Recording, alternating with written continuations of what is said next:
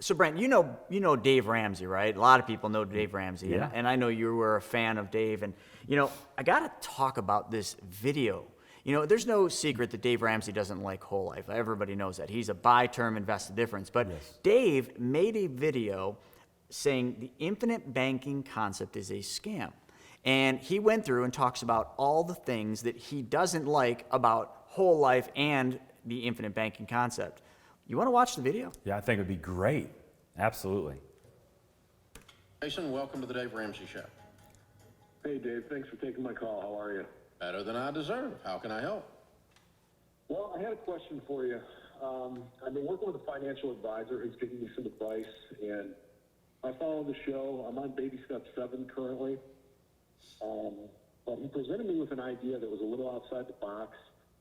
And I have term life insurance. I've been anti-whole life. But he presented me with this infinite banking concept. Jesus, I you're have kidding me. excess money. Yeah, I have excess money in a savings account and looking to rebalance my portfolio to get it to work a little bit harder. But my risk tolerance is a little bit low.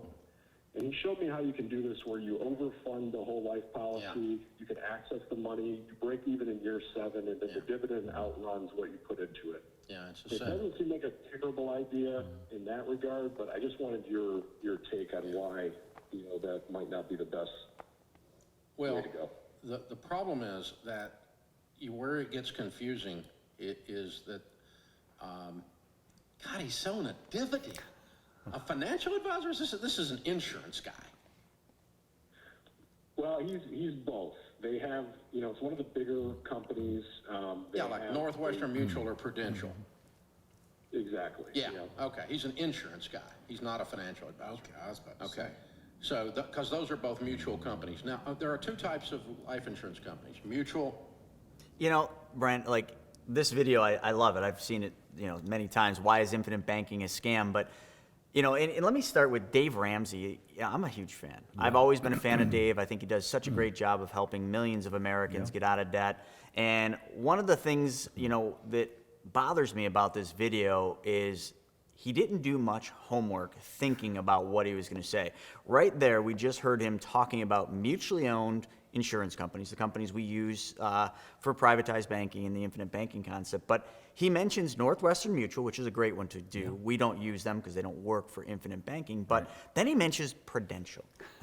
A mutual company. A mutual company, right? Dave didn't do his homework because Prudential demutualized back in 2001. So they're not even a mutually owned company. So like that bothers me. I think, what are your thoughts on that? Yeah, no, absolutely right. And oh Jesus, he's selling you a dividend? Never use the Lord's name in vain, right? Dave. Yeah, man. Look, I was a big Dave Ramsey follower, as you know, Chris. I bought every book, every tape that Dave Ramsey had. I listened to it. I used to record like Susie Orman on Saturday nights when I wasn't home to watch Susie Orman. So I could say something about that. So anyway, I was a big fan, right? And then I just found out they weren't telling me everything. Not that they weren't totally telling me the truth, but they weren't telling me everything. So the way that I look at Dave Ramsey is Dave Ramsey does a good job of showing you how to get out of debt, how to get back to zero. But then what happens after that? After you get out of debt, then what do you do? Yeah. What does he say? Buy term and invest the rest.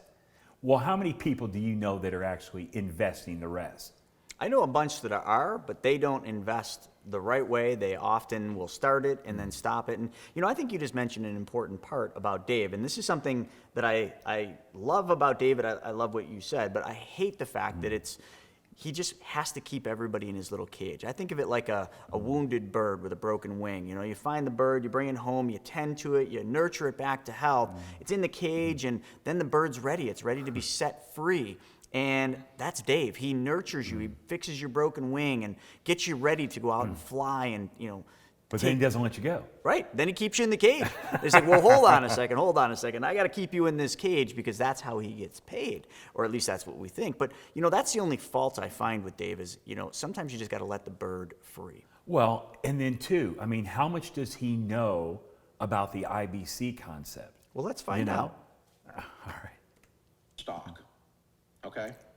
Likely Okay. you bought your term unless you bought it from him, from a stock company. A stock company, stockholders own the insurance company. A mutual company, which is Pru and Northwestern, Correction, Pru is a stock company, Dave.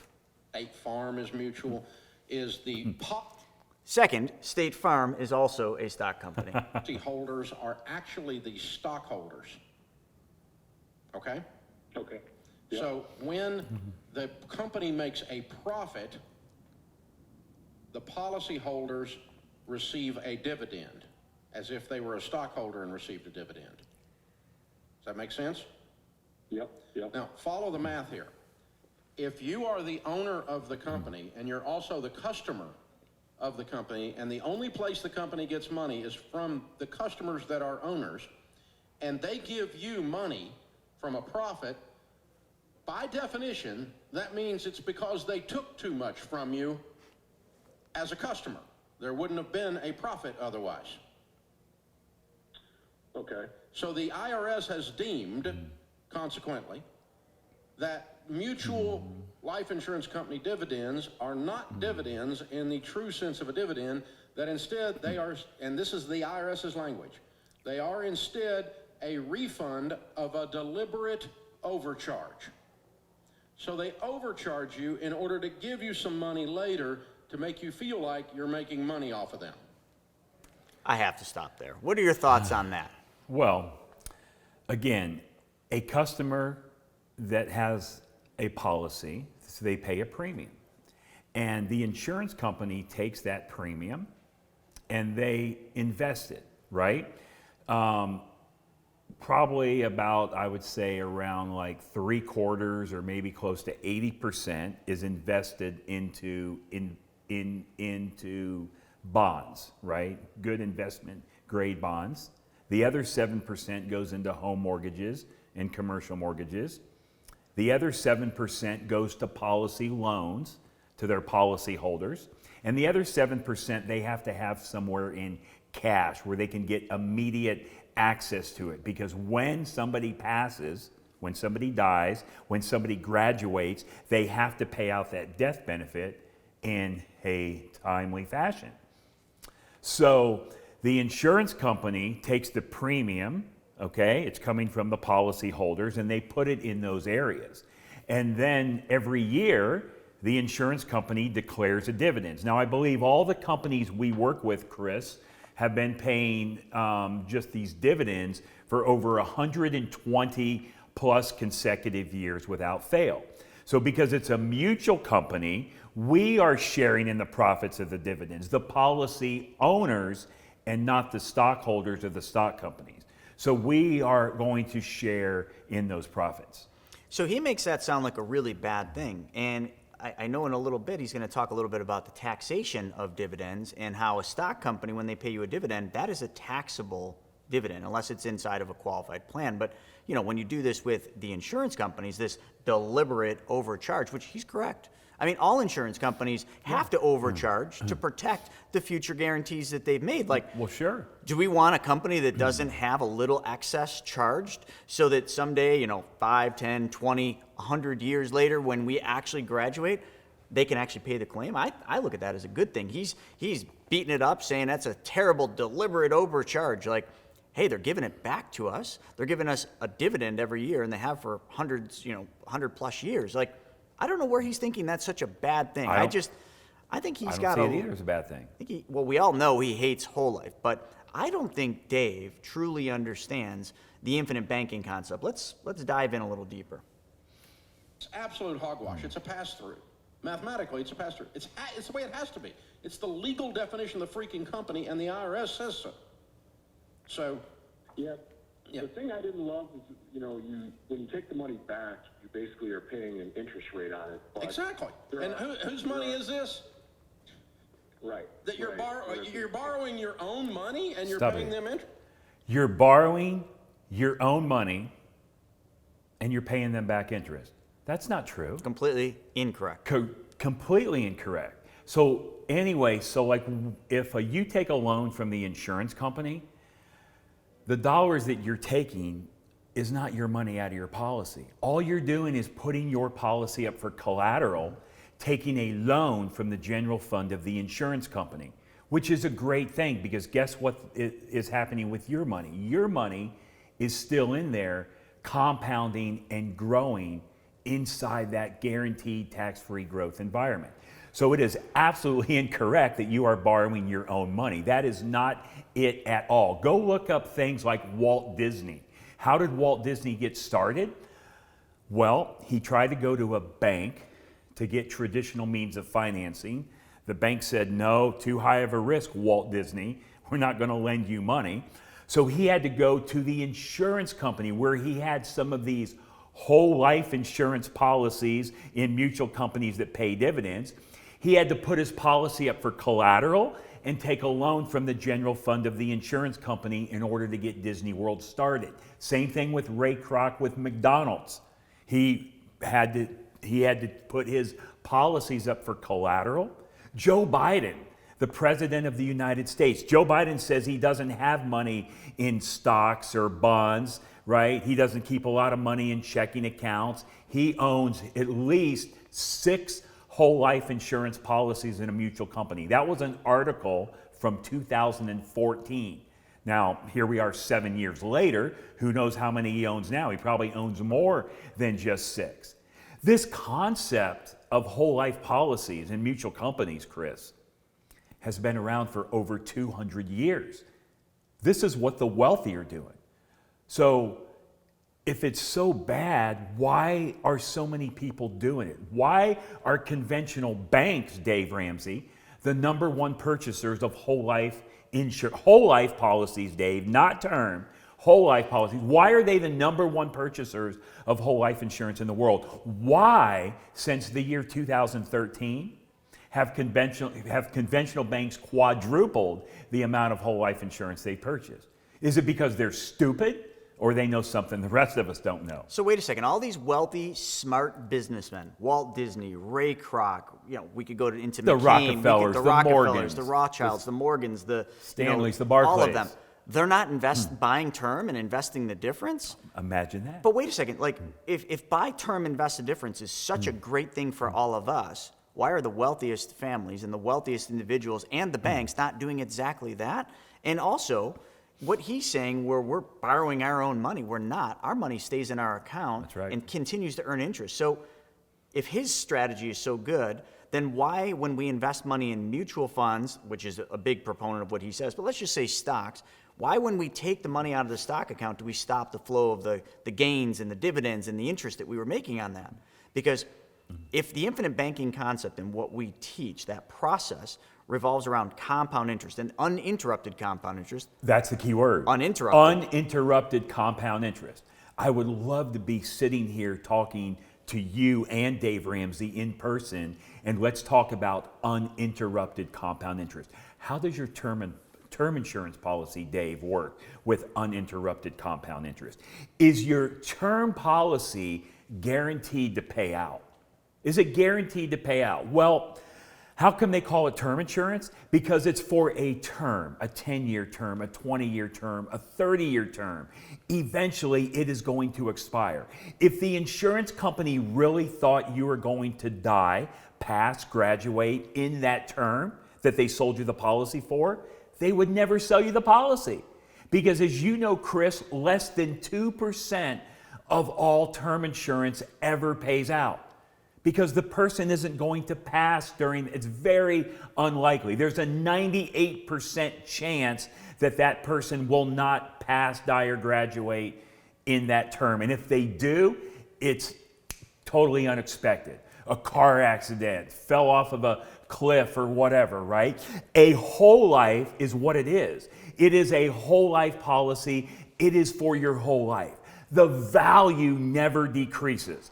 The cash value only increases, the amount that you're able to loan only increases, and the death benefit only increases. This isn't me telling you that. That is in your policy contract. Before you ever accept, sign, or pay for one of these whole life policies, you should look at it to make sure it says that. And if it doesn't say that, if it doesn't say all those numbers increase, guaranteed, no matter how long you live, then you probably shouldn't accept that policy. And the other thing too, Dave talks about whole life as the worst place you could put your money, but he's talking about traditional whole life. Yeah. We don't build these policies Great that point. we do the same way. We're building these, they're specially engineered and designed to work for the infinite banking concept. So, you just said something that's really important, because in a little bit, Dave's well known for saying this, that whole life is the most expensive life insurance you can buy.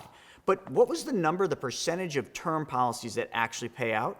Less than 2%. So if less than 2% of all the term policies pay out, but term insurance is the cheapest insurance you can buy, wouldn't that actually contradict what Dave says? He says term insurance is the way to go because it's the cheapest, but to me, if I buy a product, a term policy, that it only has a likelihood, statistically or factually, to pay out 2%, that's the most expensive life insurance I can buy, because I got a 98% chance that thing's never going to pay out, and all those premiums I paid are gone forever. Have you ever built a specially designed and engineered whole life policy like we do with the money multiplier that did not have more cash value than the premiums you paid in? Have you ever built one that didn't have more cash value in the policy contractually than premiums paid in over time? Never. Never. I've never seen one. So in other words, a whole life is guaranteed to pay you more money in cash value than what you pay in premiums,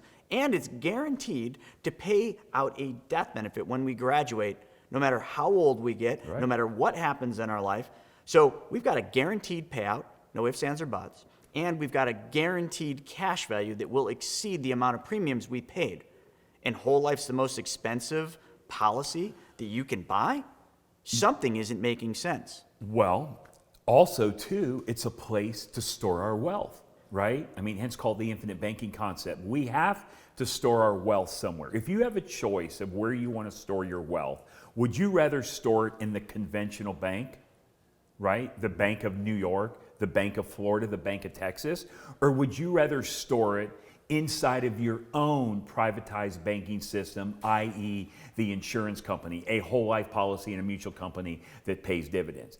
Because if you think about it, all of our wealth, Chris, has to be stored somewhere, right? The only difference between a bank and the insurance company is the name on the door. They're both depositories. They're both places for us to store our money. But if you want to store your money, if you want to continue to build wealth, do you want to build it in somebody else's bank where the stockholders and the shareholders are making all the profits, all the dividends, or do you want it in your own bank, your own company, the whole life policy in a mutual company, which what does the word mutual mean? Meaning it's owned by the policy holders. You own part of that contract. So when that insurance company pays a dividend, that dividend goes back to you as the policy holder. So you want the insurance company to make that profit because you're sharing in the profit. And another thing, Dave, and I'm going to say I'm a fan of Dave, and you are as well. So we're not probably not as much as you, but okay. I really do like him. I think he helps millions of people. But he says buy term because it's the cheapest place, and take the difference that you would spend on that expensive whole life, which we just debunked, and put it into investments. Now, when I say the word investments, what's the first thing that comes to mind? An investment is something that can go up and can go down, which means it has risk associated with it. And a whole life, is there any risk with a whole life? There is no risk with a whole life because a whole life policy can only increase in value. So it's guaranteed? Guaranteed. Okay. Guaranteed. As a matter of fact, on any policy contract, you will see the guaranteed side of the illustration. And the guaranteed side of the illustration assumes the insurance company pays zero in dividends, which is possible. Yeah. But has it happened in over 120 plus years with any company we write with? Zero. But let's just say that the insurance company automatically stops paying dividends today. Anytime you look at that policy, those values continue to go up. And it doesn't matter what's going on in the external world. It doesn't matter if the stock market's doing great or bad, the housing market's doing great or bad. It doesn't matter if there's a pandemic or no pandemic. It doesn't matter if there's riots or protests or no riots or protests. It doesn't matter if you're a Republican or a Democrat. All of those external factors don't make any difference because the insurance company is contractually obligated to pay you that guaranteed growth rate. And I would challenge any of our listeners to go out and find me somebody that has lost money in a whole life policy in a mutual company that pays dividends. Now, one more step to that.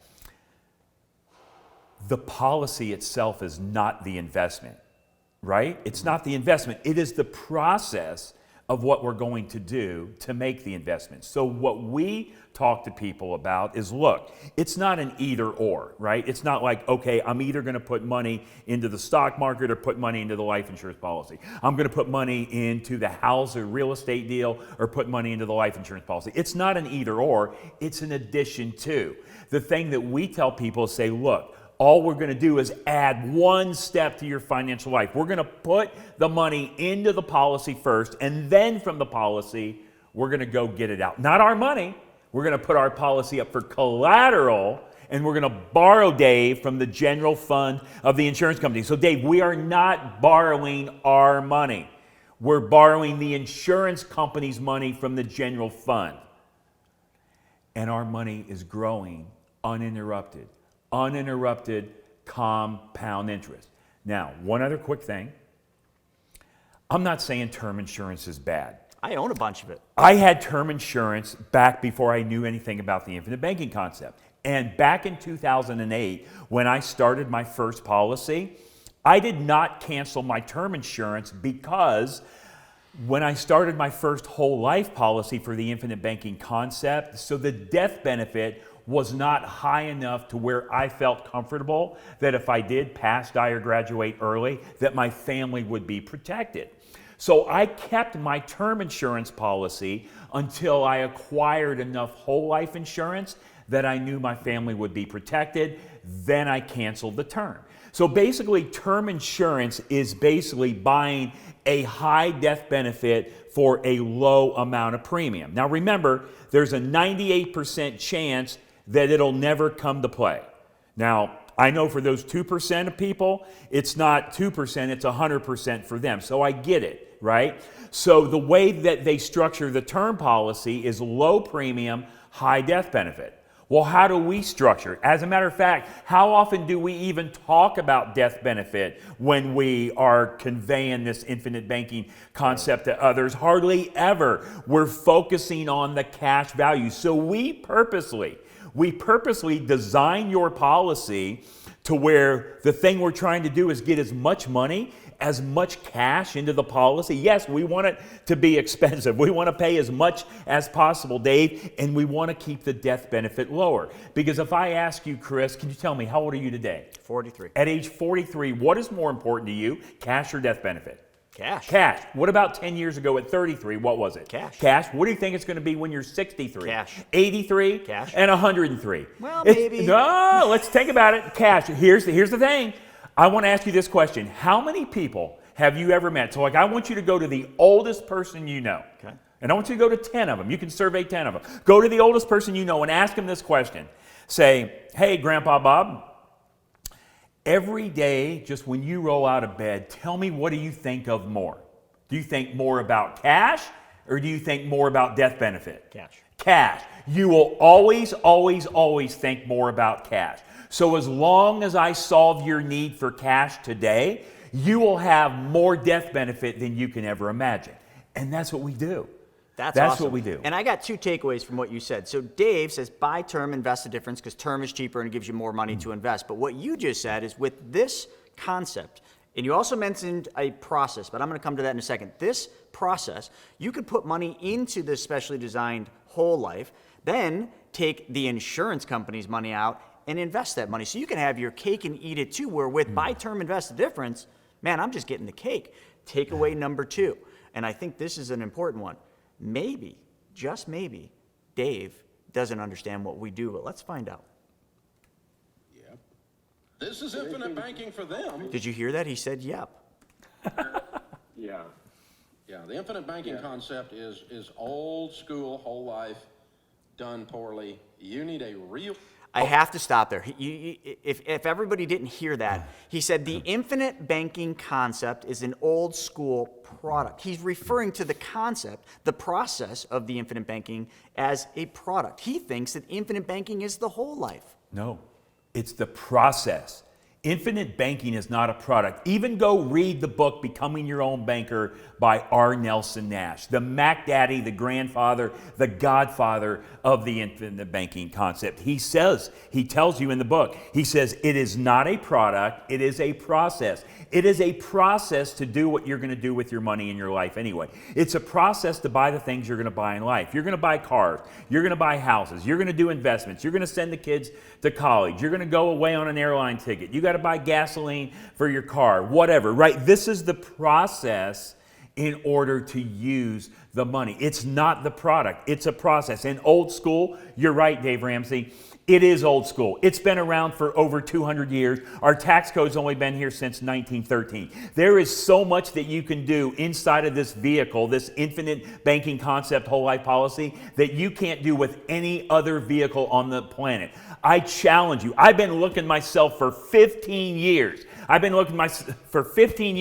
trying to find something that is better, that has better, that gives me more features and benefits than this whole life policy designed for the infinite banking concept, which I should remind you has been around for over 200 years. The Rockefellers, the Rothschilds, the Morgans, the Stanleys, the Barclays, right? This is, and we talked about earlier about like Walt Disney. We talked about Ray Kroc. This is how Pampered Chef got started. This is what J.C. Penney did. This is what Foster Farms did. This is how the University of Michigan pays their head football coach. Go look at an article, November 16th, 2016. Go read the article on ESPN. That's where I first saw it. And so look and see how the University of Michigan pays their head football coach, Jim Harbaugh. But all these families you just mentioned, I mean, you went through a bunch of banking families, some of the wealthiest families in the world, and they're not doing buy term invest a difference. So I think Dave does not understand this. And let's continue. Financial advisor, not an insurance broker, is trying... I am nothing but a whole life insurance agent. I am not a financial advisor. I don't have a Series C, D, E, H, I, J, right? EIEIO, whatever it is. I don't have any of that stuff.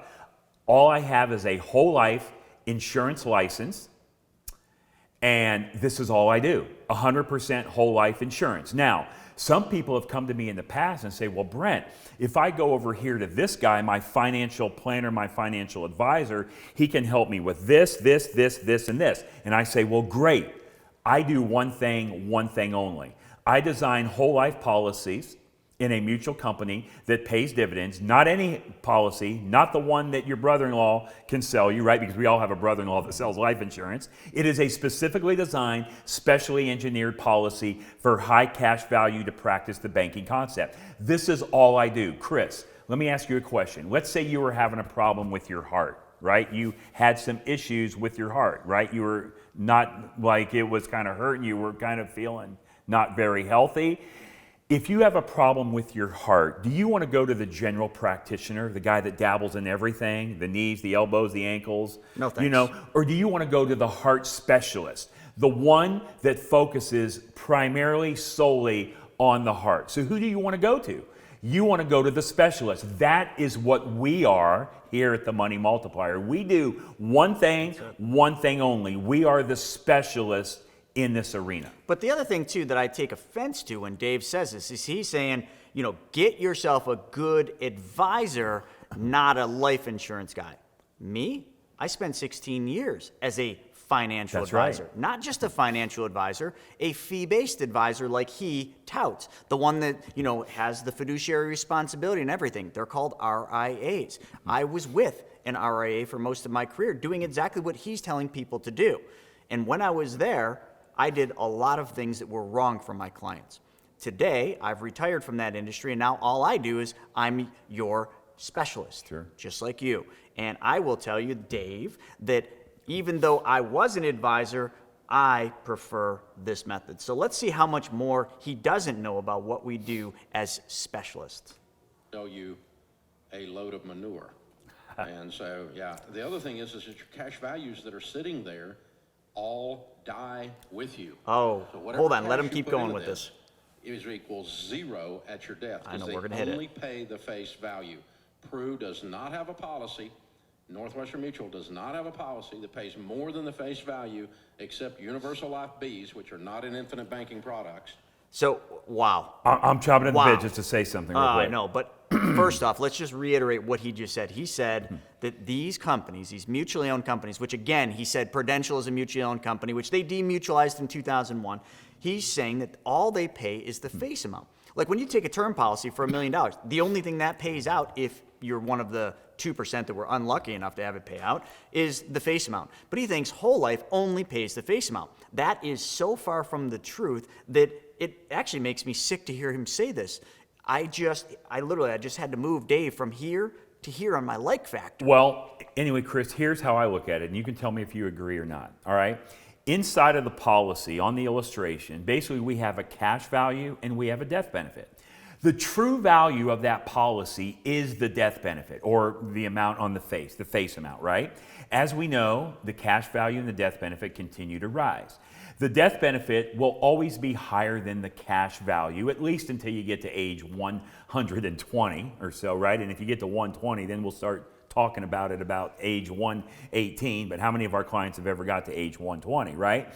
So the cash value rises, the death benefit rises. Well, the true value of the policy is the death benefit. That's right. But while we're living, what we're going to do is we're going to use the cash value in the policy to buy the things we're buying in life anyway.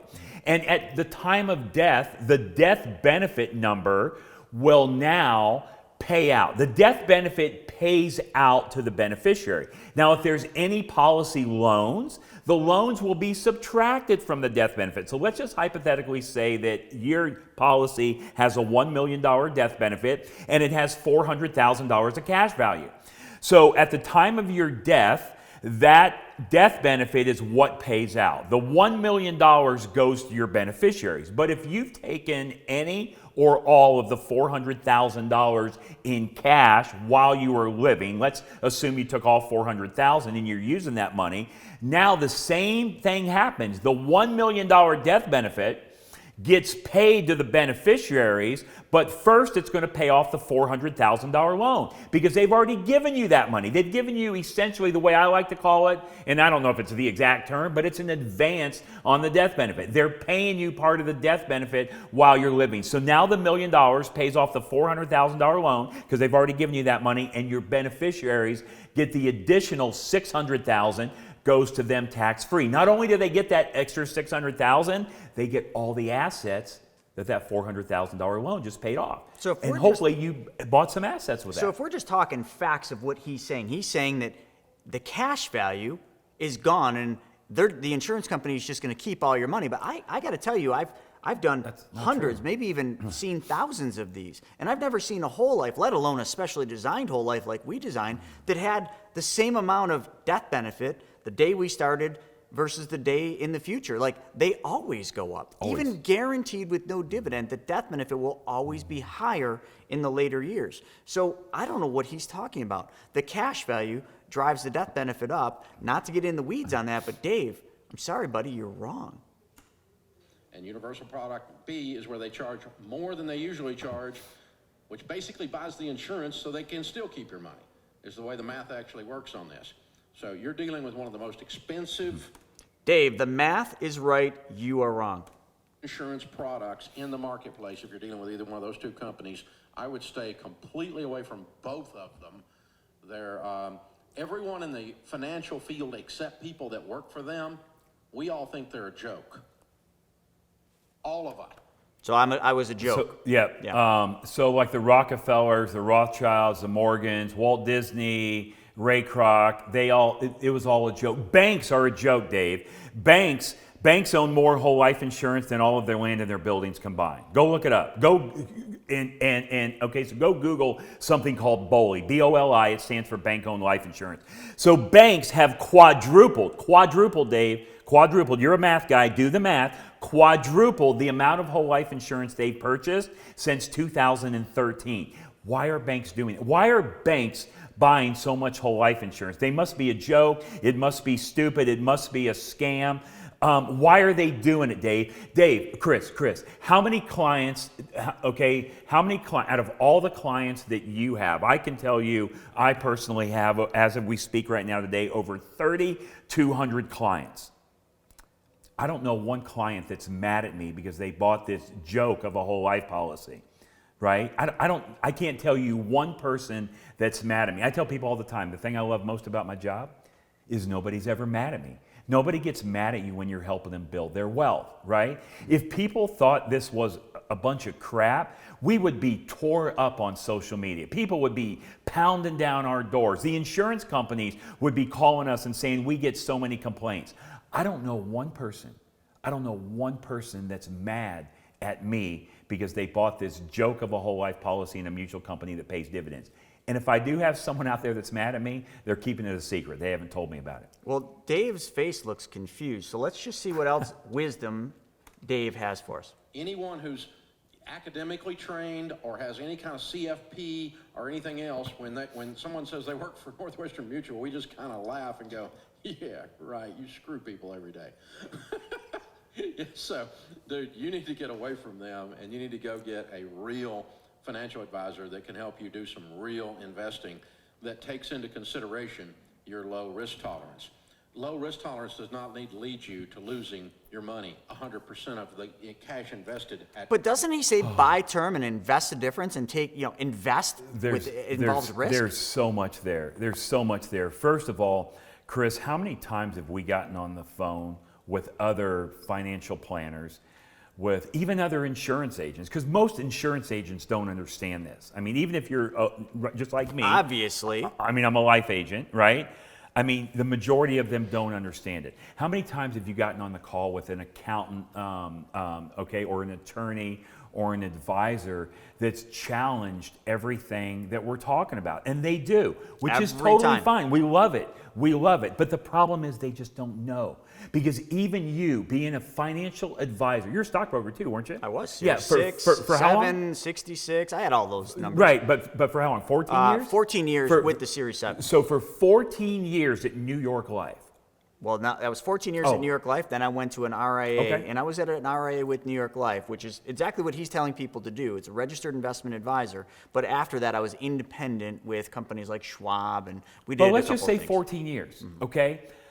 So all those companies you were with, Schwab, New York Life, how much did they ever teach you and talk to you about the infinite banking concept? Never, not one time in a 16-year career was this ever brought up or even mentioned. Exactly. And why do you think that is? I know why. I asked my managing partner after I had retired and sold my book. I went back and I said, can you just tell me why you never taught us about privatized banking? Do you know what it is, John? And he said, absolutely. It's the same thing as what banks do with bully. I said, so why did you never teach us this? Our clients deserved to know about this. And his answer was profound. And he says, well, Chris, as you know, as a manager, my job is to keep and retain agents and keep them working and doing what they do. And you know how hard that is. I lose most of my agents inside of a 3-year period, but if I can keep them for 5 years, I got a good chance of making a career agent out of them. And I said, I understand this, John. And he says, so you want me to go back to my agents and teach them about this privatized banking, this infinite banking concept, which probably would be really good for them to talk to their clients, but in doing so, my agents now are going to have to take a haircut on their commissions between 60 and 90%. So if I have a hard enough time keeping agents 1 to 3 years, let alone 5 years with the current full commissions, selling term insurance and regular whole life with those big old commissions, now we're going to tell them that they have to take a haircut of 60 to 90%. How many agents do I have left after 3 years? And I said, John, probably not many. And he says, that is why we don't teach this. That's why we don't talk about this, because we would have no one left to talk about this. So what you're saying is because of the commission structure, and you would have to take such a hit in a commission in order to design your policy, the way the infinite banking concept just, okay, so the way it instructs us to design the policy, that would be a big commission hit, and people, they wouldn't stick around. So in other words, I should say that if we were to go out and give instead of just take, Yeah. we wouldn't make it as an advisor because we couldn't afford to live. In other words, would you go to your financial advisor and say, Mr. Advisor, we've got a great relationship, I got a big favor. Are you willing to give up 90% of your income so Yeah. that I can have 90% more money to use? And they're not. And they're not. And That that's would be a tough question. That's what makes us different, because when we design the policies for all of our clients, we design their policies the same way we design ours. I always tell people there's no secret sauce that I put on my policy that I don't put on you. But in order to design your policy this way, we have to take that hit in the commission. And the reason we do it is because it's the right thing to do for the client. It's the right thing to do. It's how we design ours, and it's exactly how we design theirs. So when Dave Ramsey goes on and on about, big commissions for whole life policies, look, first of all, so the insurance company determines what we get paid for a commission. I can't just call the insurance company and say, hey, I'm going to sell this product and I want you to pay me X amount of commission. No, they've already set that number. Either we want to play in their sandbox or we're not. But it's all in the design of the policy. And we design the policy the way Nelson Nash taught us in the book, Becoming Your Own Banker. Almost every policy design that I create is identical to what he talks about on page 54 of his book, where the guy was putting in a total of like $40,000 in premium. He puts $15,000 into the base premium, $25,000 in the paid up additions rider, right? In order to do that, we got to take a significant hit in our commission. But we are doing this. Our mission here at the Money Multiplier is to arm people with that powerful vehicle, that powerful tool, not the product, the process, in order to give you that high immediate cash value inside of your policy, not years down the road. Because any whole life policy from a traditional planner that you have ever seen in the past, there's zero cash value in the first year, zero or very little in the second year, not much more in the third year. Our policies give you immediate cash value, and the definition of immediate is within 30 days. Well, let's see what else Dave has to say in his infinite wisdom. That's a bad risk tolerance thing. So you need to move on, dude. Risk tolerance. But because the whole thing of the dividends are paying for it is such a joke, because the dividends are the refund of a deliberate overcharge. So who's paying for it? Okay, real quick, let's talk about the dividends. The dividends, in the policy, every year the insurance company declares a dividend. Once the dividend is declared, it can never be retracted. Now, if you want to take the dividend out in a form of a cash or a check, you can. It could create a taxable event, possibly, it just depends. But that's not what we teach, and that's not what we do. Our clients are not taking a check out in the dividend. The thing that we're doing with the dividends, Dave, is the dividends are going back into the policy to buy additional PUA, paid up additions insurance. Now, the way that I think about that is it's like buying small little policies on top of your main policy, because it's increasing your cash value, it's increasing your loan availability, it's increasing your death benefit, right? Now, it's not really a new policy, but we're buying additional paid up additions insurance. So we're putting it back into the policy, which increases all of those values. If you took it out as a distribution, if you took it out as a withdrawal, then all you're doing is hurting the policy. I'm not saying you're killing the policy, you're hurting the policy, and all you're essentially doing when you do that is you're going to hurt the next generation. You're going to hurt your children, your grandchildren, and future generations to come. So the way that we teach this, the way it was taught by Nelson Nash, is the dividends are going back in to the policy. They're buying extra paid up additions insurance. So I don't know what nonsense he's talking here. If you were getting dividends if you owned Home Depot stock and you got dividends from that, then Home Depot's making a profit, but they're making a profit off of their customers, and I'm the owner of the investment. I get that dividend. That's different than if I am the customer and I'm the stockholder, thereby the only way I made a profit was off of me. Myself. So I pay you an extra $100 and then you give me 70 of it, and I'm supposed to feel great about that. Right. So here he goes with the dividend, you know, and he's going to go on with the dividend and start talking taxes, you know, but if Home Depot pays me a dividend outside of a qualified retirement plan, that dividend is taxable to me. Now, granted, it's a profit for the company that's being paid out to me. Sure. Now, with what we do with these whole life policies, I'm going to use his words, it's a deliberate overcharge of premiums, which is what insurance companies all do, including those fancy-dancy term policies. Matter of fact, they overcharge you by 98%. Not a bad gig for them. And I just want to hit term insurance one more time. Term insurance pays a big commission for what they do because the insurance companies love term insurance. Would you not love to sell a product that you had a 98% chance that you'd never, ever have to deliver on that product? Wouldn't that be a very profitable product to sell? It would be awesome. I'd love to own a term insurance company. Well, insurance companies do. And he's going to mention in a little bit one insurance company, which I think he might just get paid from. I don't know for a fact, but term insurance is the most profitable thing that a life insurance company sells. And he just keeps going with it. So that's what this amounts to. And so you guys that working with State Farm, when you get your little dividend check, that's what it is. It's the refund of a deliberate overcharge. IRS verbatim says that. Yeah. And that's why you don't get taxed on it. If you get a dividend on Home Depot stock, you get taxed on it as income because it's real income.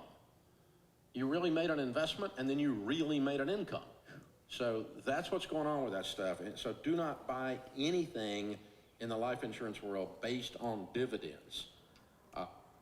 I got 7 of these policies. I have get 19. a dividend every year. You have 19. Are you ever upset when you get that dividend statement saying that the company's giving you back their deliberate overcharge based on the profits and the surplus, and you don't have to pay tax on that? Never. No. But I remember a lot of my clients when I was a fee-based financial advisor. Dave, I just want to make sure I'm clear that I'm not a insurance company advisor. In the early years I was, but I switched to the company that was an RIA within New York Life. So I just want to be clear since, you know, we're fact-checking things here. So in that, when I would talk to clients and they'd get their dividends, at the end of the year, they were sometimes upset that they had to pay taxes on the dividends they got. I've never been upset about getting a dividend because I didn't have to pay tax on it. That's right. So I'm not really upset, Dave, but you're the only one that seems to be really upset here about this situation. Look at the price, look at the structure of the policy, and you'll usually find that mutual companies, by the way, are the higher priced. Yeah. So when you go to a quote service, like a Xander Insurance, and you get... Bingo. Xander Insurance. We should fact check Xander Insurance because I am almost certain, not 100%, but pretty darn sure, that Dave gets paid a commission on the business that Xander gets for that little plug. So, I don't know, but I would love to find that out. I mean, I think it would be awesome if we could challenge Dave, not challenge, but invite Dave Ramsey to our platform, or we'll go to his. I'll come pick us up in my plane and we'll go to wherever Dave wants us to go, and we could have a discussion. Mm-hmm. We could just have an open discussion. You know, it's kind of like getting around the kitchen table with your family at Thanksgiving or Christmas. Sometimes you have discussions and it's a little challenging because we don't all see the same thing. It's not right. All of us don't see it the same way. That's why if you go to the grocery store, there's a whole aisle of cereal. Some people like Cheerios, some people like Apple Jacks. It's okay. It's completely okay. But let's just talk about the facts and let's talk about the truths about money. See, Chris, this is why I used to follow Dave Ramsey. I used to follow Susie Orman.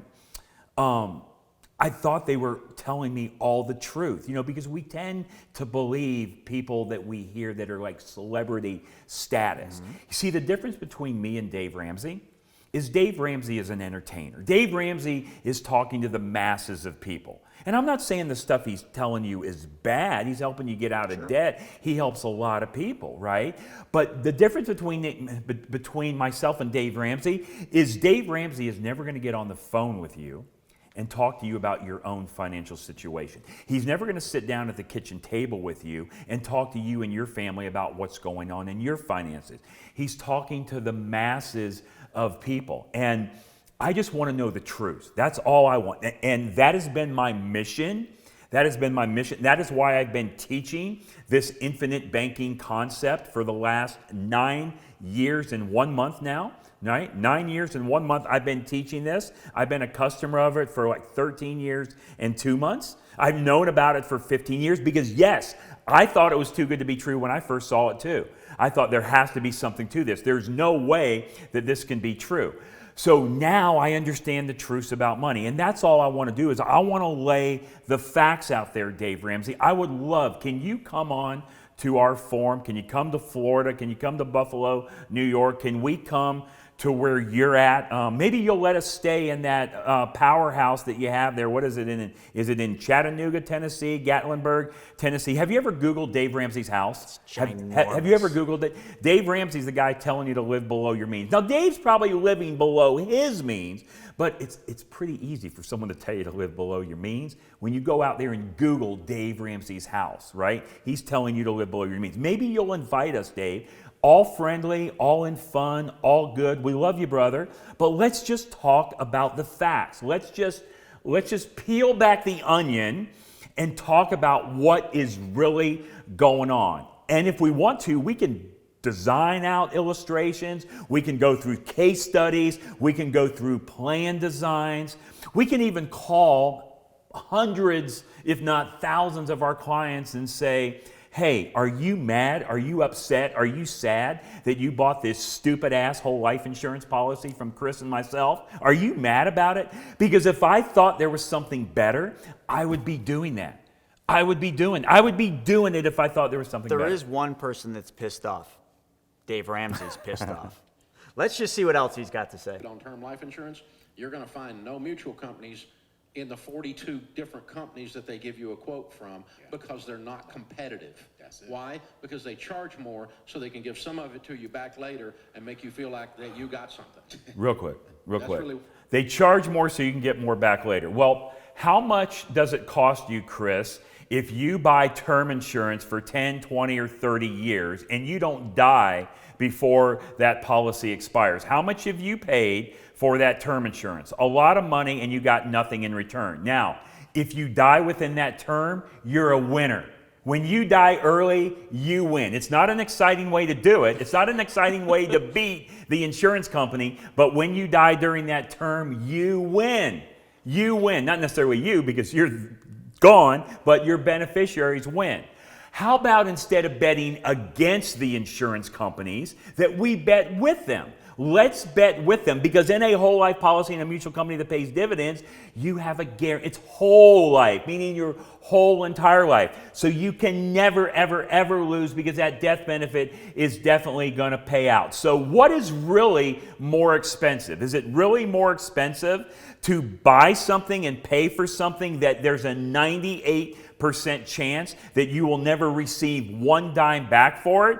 Or would you rather maybe pay a little bit more, or a lot more, whatever it is, a little more, a lot more, for something that you know is going to be passed on to your family? Not only is it going to be passed on to your family when you're gone, because of the design of these policies, we're actually using the money that we're putting in, plus a lot more that we're putting in, to live our life and buy the things that we're buying anyway.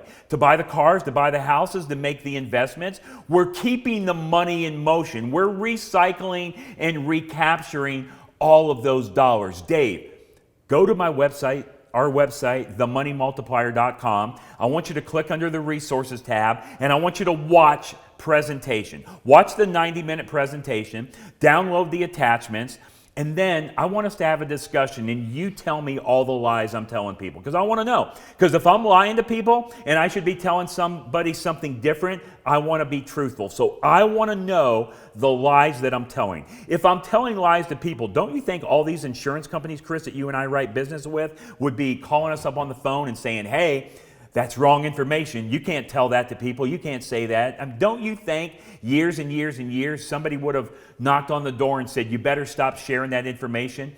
Dave, all we want is the truth.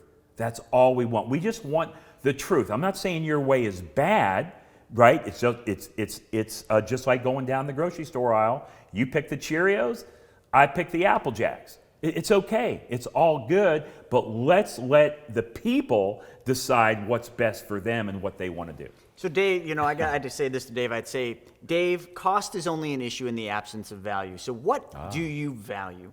Do you value the cheap term policy that you have a 2% chance that you win, and win means you die, or do you want the value part, which means I'm putting money into a vehicle that allows me access to that money, that guarantees me that no matter what, Dave, I'm going to get more money than what I put in, plus it guarantees that no matter how long I live, what I do or how I die, it's going to pay money to my family, and I got to use that money the entire time. I don't think Dave understands what we do.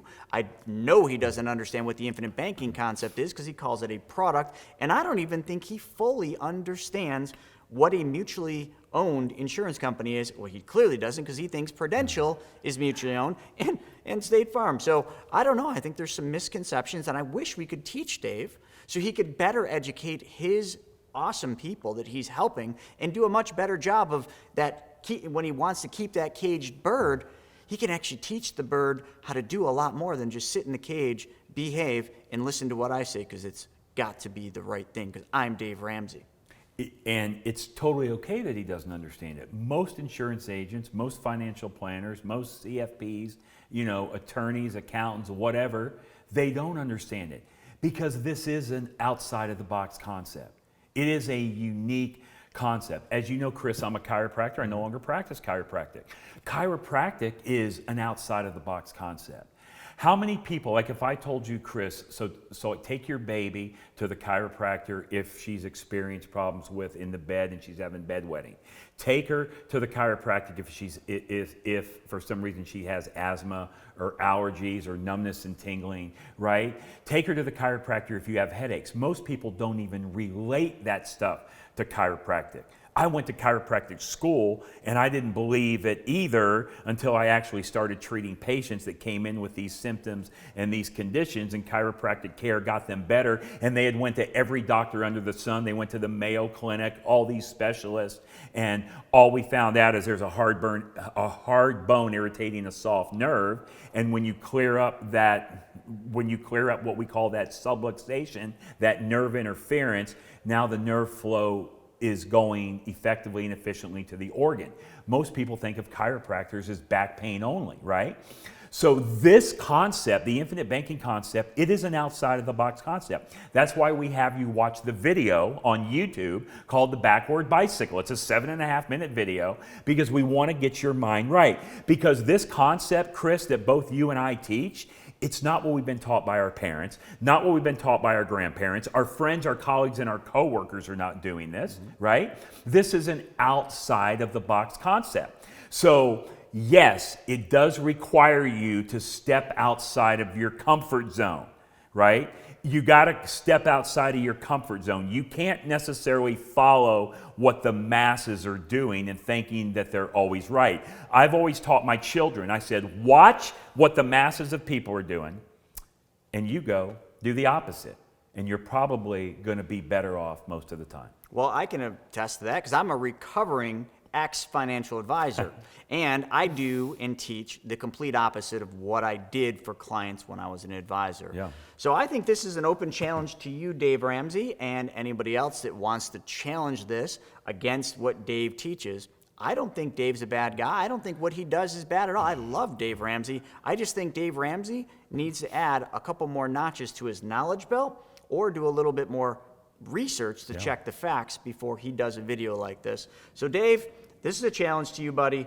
Let's teach you how this really works and see if you can still find ways to hate it. But he will, because it's not how he gets paid. Right. All right, let's hear it, Dave. Amounts to. And that's why you won't find them. They're not competitive. Yeah. Dave, you're fired up about this one. Man, I tell you what, pisses me off. Infinite banking my butt. Okay, Dave. Infinite banking is for them. Yes. The only thing that agent has for his whole life is a need for your commission to be paid to him. Absolutely. That's the only whole life thing that is involved here. These products are horrendous. Yeah. And it's bad enough when they feed on the middle class. But that guy's a baby step 7, man. He's probably a millionaire. Yeah. And they create such a jumbled word picture that you can't cut through the BS. And yet, you know, the thing about him, did you notice what happened with him? This is interesting. It didn't feel right to Jason. Yeah. He felt it, didn't he? Yeah, he felt it. And that's probably because he's going through our process and he knows what we teach. Well, it's not just that. He didn't just say, well, Dave says it's wrong. Right. There's something wrong here. I just can't put my finger on it. Yeah. Overpay and get money back. But I mean, you ever have those feelings? I don't know exactly what's wrong, but I smell a rat. Yeah. Which means there's a dead rat in the corner somewhere. Yes. I just hadn't found him yet. Okay, I smell a rat. It doesn't feel right. You're absolutely right. It does not feel right. It does not feel like the normal, warm, fuzzy feeling that you get. Remember my story? I heard about this in 2006. It took me 2 years to start. Why did it take me 2 years to start? Because it wasn't the norm. This is too good to be true. There's no way it can possibly work this way. So for 2 years, I looked and I was like, I'm like, this isn't right. There's got to be something here. And then I go to another convention. Just to go back real quick, I first heard about this in 2006 at a chiropractic convention. I heard somebody speaking about the infinite banking concept. Thought it was great, wonderful, but it seemed too good to be true. I went home, did nothing. I went back to my chiropractic life. 2 years later, I go to another chiropractic convention. About 10 or 12 of my colleagues are now there at that convention that were with me at the previous one. They came up to me, started talking about the infinite banking concept, going on and on, paying off debt. They were building wealth, recapturing, recycling their money, all without working harder, changing their cash flow, taking any additional risk or losing control. I said, there has to be something to this. There's no way 10 or 12 of my colleagues are lying to me. There's got to be something to it. So I came home in February of 2008. I implemented this in my own life, paid off almost $1 million of debt, $984,711 to be exact, in 39 months by adding this one stupid, scamming whole life policy concept to my life. Fast forward, I have 19 of these policies. I usually buy one at least every 1 to 2 years, right? It didn't feel right. We talk to people all the time, Chris, that it doesn't feel right. As a matter of fact, after I started my first policy, I was pissed off at my parents and my grandparents because they never showed this to me. They never told me about this concept. Why didn't they tell me? Because They didn't know. They had no clue. Right? They had no clue. Or maybe they heard about it one time and they're like, no, that's not what my buddies are doing. That's not what my family, my colleagues, my friends are doing, so it must not be right. Yes, in order to achieve massive success, in order to build wealth, you got to get a little uncomfortable. You have to get uncomfortable. You're going to go through life and there's going to be things that are going to make you uncomfortable. The more comfortable you feel, it probably means you're not doing it exactly the right way. So yeah, I smelled a rat too. I was like, what's going on? What's going on? What's going on? But then I peeled back the onion and I found out this is what the wealthy are doing. It's not on trial. The infinite banking concept, Dave, is not on trial. It's not being tested. It's been around for over 200 years.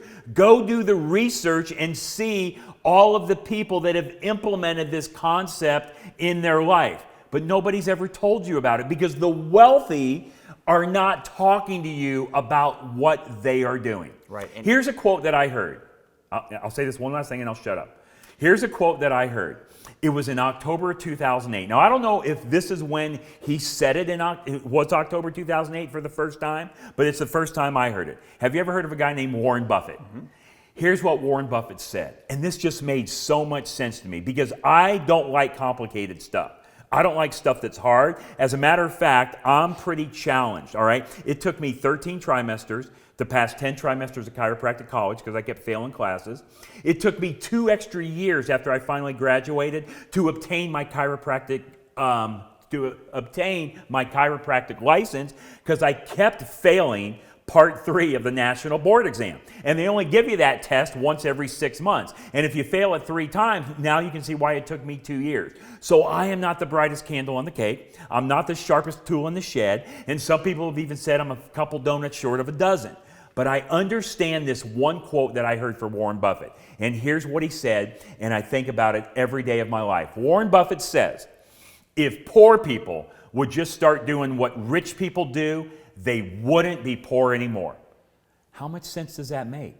All we're doing is mimicking and imitating what the wealthy are doing. We're not reinventing the wheel. And the wealthy are not buying term and investing the difference, No. as Dave says, is the magic silver bullet. And you also mentioned something important that I want to bring up. So Dave's pissed off here. You said none of our clients are pissed off, but you know what? Then you said you were pissed off that your family didn't tell you about this. How many times have you heard from our clients when we're talking to them that they're pissed off that somebody didn't teach them this sooner? So let's see how much more pissed off Dave can get. Below the couch. Something stinks in here. Something stinks in here. Something got in the house and died. Somebody's You upset. know, I got a smell in here. What is it? Something's wrong. You can't find it. You can't put your finger on it. But how many times have you been in a situation with a person or with a product, a financial product? You know, you had one, you were buying an item, I won't say what it was on the air, but you got the smell off the people and you ran. It wasn't 3 weeks ago. What was it, Dave? Tell me. You gotta have a What was it? I'm not going to, because they might be listeners, and I'm not going to do that to you. I'm going to throw you under the bus. No, but say you it. walked out of a deal into a different deal not long ago. Yes, sir. I And sure did. was it not the same thing? It was the exact The Holy same thing. Spirit inside of you said, I smell Smells- a rat. Yeah, something's not right. Something be wrong And with these people. I ran. This deal is there. I can't. So that's a wrap. Oh. He smells a rat. He smells a rat. I don't even think they know what a rat is. I think they're talking about a bunny rabbit. I don't know what the smell is either that they're smelling. But I just hope, Chris, that Dave Ramsey accepts our invitation. We'll come to you. You can come to us. You know, I'll even pay for your hotel room, Dave. Come show up. I'll pay for your hotel room. I'll pay for your airline ticket. I'll even let you fly first class and pay for your airplane ticket. I'll even come pick you up. I'll even have Zach, our pilot, come pick you up and bring you. And let's have a discussion. Let's have an open discussion about this.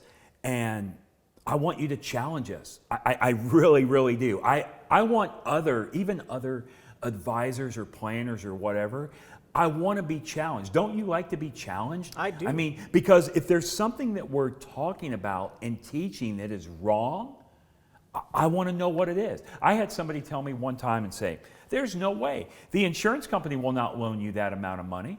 And I said to them, okay, well, should I call them back then? And for the last 12 years, all these loans they've been giving me, I said, because you, John Smith, said, no, I shouldn't get it, that I should give it back to you, Mr. Insurance Company, because it's not right. You just don't know what you don't know. That's another quote we talked about in the presentation by Will Rogers. See, the problem in America isn't what people don't know. It's what they think they know that just ain't so. But see, therein lies the problem with Dave. You see, I have a different hope out of this recording that we're doing. I don't think Dave's arrogance will allow him to come out and actually learn this. But you know who I do hope wants to come out and learn the truth is Dave Ramsey's people. Because they've been drinking the Kool-Aid for a long time, sitting in a little cage, they're ready to flap their wings. That's and I right. think this concept that we teach, that we're specialists in, can help set them free. And I think Dave just wants to keep them in that little cage and say, no, I've got you in my grasps. But I think what Dave offers is good for people. He offers good things for people. He helps a lot of people. Dave gets people ready to be able to do what we do because we can't help a lot of Dave's people. Yeah. Dave's taking them through the whatever 7 steps, you know, and a lot of times those people aren't ready for what we do because you have to be able to save to do what we do. Dave is getting them ready to go out there and flap their wings, and he doesn't allow them. Exactly. So you have to be able to live off of less than what you actually make. So in other words, the thing you can't do is try to save or make $1 and go out and spend $1.10, right? That's not going to work. The 3 rules that we go over: pay yourself first, pay yourself with interest, recapture, recycle all the money, right? You got to be able to follow those rules. So you have to be disciplined somewhat, not greatly disciplined, but you've got to be disciplined somewhat with your money, and you got to decide to change, to make a difference. And change isn't comfortable. Change isn't comfortable for people. I know most people don't like change, and it is outside of the box. It's not what we've been taught. But I promise you, if you go and do the research, even go on the website, the infinitebanking.org website, and look at all of the books that Nelson has on his read list, right? The Pirates of Manhattan by Barry Dyke.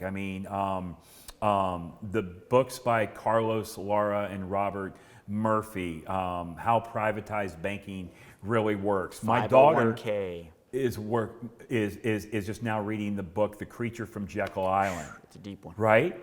The 501k. Oh, I think we should touch on that real quick. Ted Benna's The book. 501k. Do you want to take it? Because I feel like Ted I've been Benna going is on. the kind of the creator of the 401k, the godfather of the 401k, and he wrote a book called The 501k. Now, the 501k, Chris, I've never heard of that. So tell me, what is the 501k? Is that really something, a 501k? It's not really something. It's basically him in chapter 1 talking about what he deems as the Swiss Army knife of the financial industry. Now, this is the gentleman who created the 401k. He invented the 401k? He pretty much came up with the whole 401k concept. It's not, what he came up with is not what the government put in place, obviously, but what he came up with, so he's a very smart man.